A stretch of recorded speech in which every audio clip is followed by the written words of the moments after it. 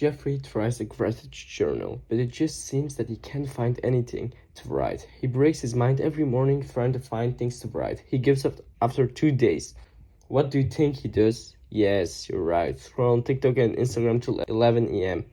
Jeffrey is then disappointed in himself for doing it again. Adonis. Adonis doesn't look for things to write. The things look for Adonis. Adonis doesn't spend his valuable time in the mornings scrolling like all the guys in his generation. Instead, he gratitude journals and meditates. He writes everything that he sees down, and now he's going happier through life. Now, what is gratitude journaling? Gratitude journaling is basically the process of writing everything you're grateful for. For example, that you can read or write, just writing it down. Yeah. What does journaling give me? Journaling contains a lot of advantages like having a better mind and being happier through life. And it lets you also be grateful for everything you have. What do you need to start? Now, most people will just say like your phone and the notes app, shut up.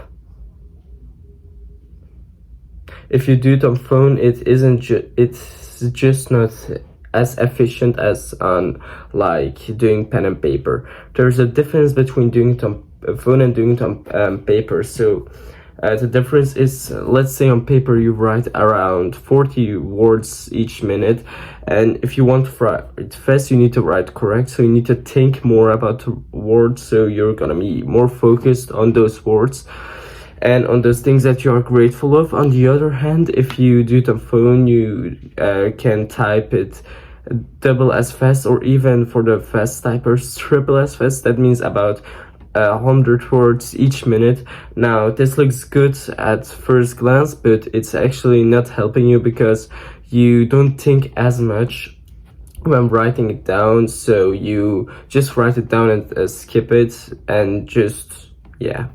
So, what do you need to start? A pen and a paper. When should you do it? I personally do it every morning after waking up. I'm like with crusty eyes. They're like, I'm grateful for this, I'm grateful for that. The best is just doing each morning, because if you do it in the evening, I know you can write more, but you have less advantages, because it may be that you are not as consistent and you will probably just ignore it for a couple of days. Now, is consistency needed? Yes. Like meditating, you need to do it every day, but not like doing it longer every day. You can just let it stay at 5 minutes every day. That's good enough. But every day.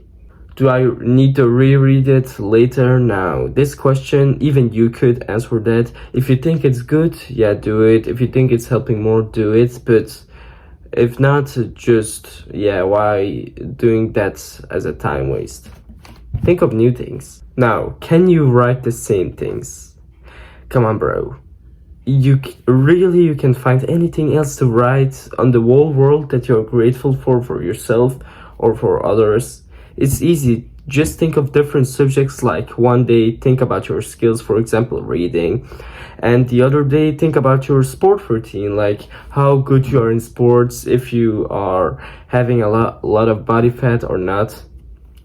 And the other day just about your grades. You can do it even if you see like some workers out there working on the street, like a garbage man collecting garbage. You can say like, I am grateful for this garbage man collecting garbage every week, month or day, etc.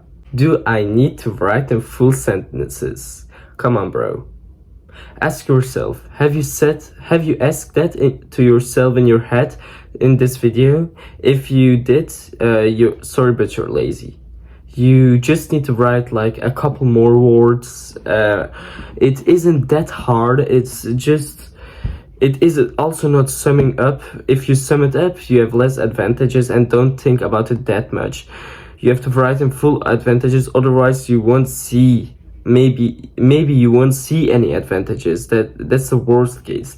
If you write not in full advantages, yeah, just write it in full. If you don't wait, let me reform this. If you write like summing it up and you say, I see advantages, you're lying. just don't be a lazy Jeffrey and write in full sentences. So what I do is like I write a date like 22 December 2022, and then I start I'm grateful for this and that, I'm grateful for him or her. And I see here that I start on 7 December. This is actually how much I wrote in the first couple of days, but these December 7th and 8th were like in the evening, so then I skipped one day, like I said, because in the evening I procrastinated and it didn't happen. And then since December the 10th, I started doing it every morning. And now I do it since December the 10th consistently every morning, 5 minutes. And in the evening, it didn't feel efficient, and I wasn't also consistent. Yeah, like I said, the evening, don't do it in the evening.